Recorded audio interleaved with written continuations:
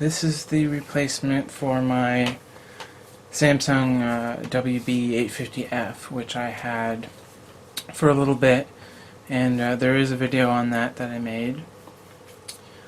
I will maybe talk a little bit about why I took the Samsung back later on, but for now I'm going to have a look at this. So this is the Sony DSC-WX200, and specs on the box you can see 18 megapixel CMOS sensor, exmor R, 10 times optical zoom, and it's got a 2.7-inch LCD screen with 460 K dots. So the Samsung screen was 640 dots, I believe, and it was a 3-inch. This one's less, but it is also smaller. Full HD movie, 1080p, and it has the lithium-ion NPBN1 battery. The actual physical dimensions of it, it says here on the Sony site, 92.3 millimeters wide, 52.4 millimeters tall, and 21.6 millimeters depth.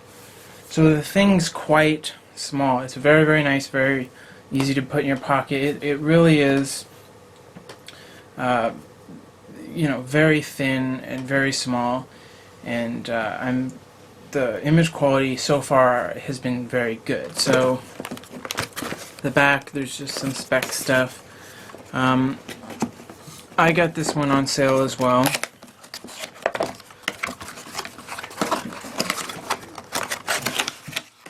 So there's Wi-Fi connection guide,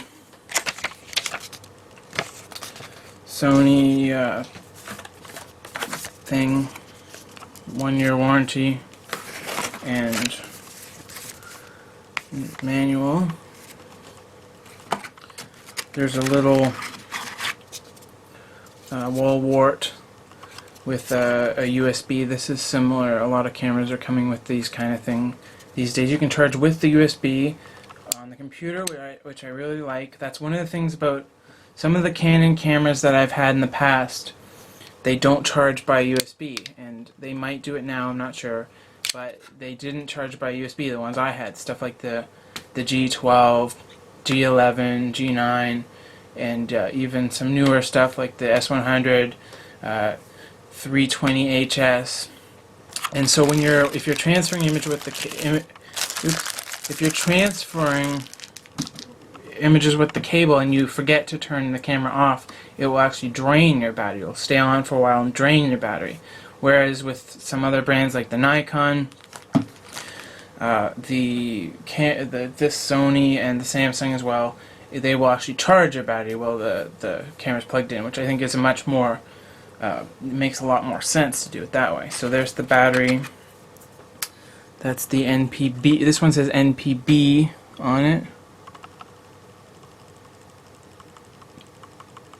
BN. It doesn't say 1. It's a slim battery and it's got rounded edges on it. And the cable is micro USB. And this one is okay. This one's a little longer. This one's like 2.5 feet, I'm guessing. Whereas the one with the Samsung camera was very short, probably more like maybe 1.5 feet, or maybe even less than that. It was very, very short.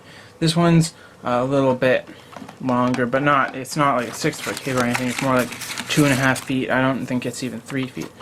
This is the little hand strap, which has a nice quality to it. It's not super cheap and cheesy feeling. It has a pretty nice quality to it. Now I got a silver because the last bunch of cameras that I've had have all been black. So the last couple silver cameras that I had were the Canon PowerShot A60 in 2003 and the PowerShot S50 in 2004. So that's how long ago it's been since I had a silver camera. So I decided to go for silver because I thought this one looked nice silver. So this is, you can see, this is my hand, and there's the camera in my hand, and it's very nice. I'm not gonna turn it on or anything right now, but, well, maybe I will. It's got, on the bottom, it's got a little clip for the battery. It's not like one of those batteries on some of the Canons where you slide it out. This one has just a little clip.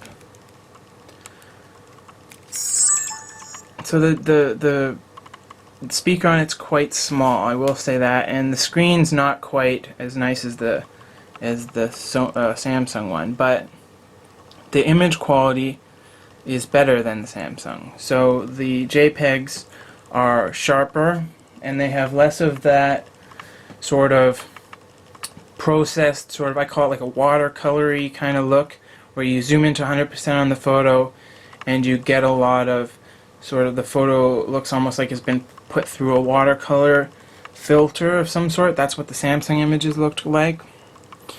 These images are more like, just, it's more accurate to what you're seeing in real life, and the images are quite sharp. They're also a little bit smaller. Roughly the same, probably some of them will average out to the same size, but the Samsung images were more like 8-9 megabytes each, some of them. These ones are like 6-7, or 5-6-7, the ones I've shot so far. But they're sharper. So whatever they're doing to process, it seems quite good. So with holding it, you're obviously you're not getting a huge handle like on the Samsung one, but you can hold it like this, and it's pretty good. I've taken some shots with it, not too much. I haven't taken a sample video, which I will. This one has 10 times optical zoom, so it's less. But so there it is. So I'm happy with it so far. And one of the things I did want was for the daily camera, I wanted something that was going to be a bit smaller, something that was going to be a bit easier to just keep in my pocket all the time, and just take with me all over the place.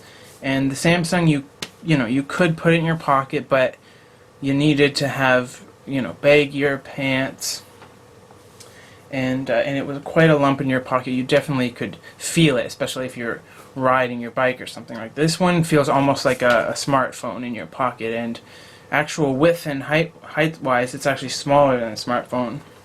It's a bit thicker, but this is very good. It's very small, very good for your pocket. So I might do a follow-up video. I definitely will be shooting videos with it from now on. And so this is the WX200 Sony Cybershot, and this is my new daily camera that I'm going to be using now from now on, unless I end up exchanging this with something else. But I like it so far. I've only had it for one day, and so Sony WX200.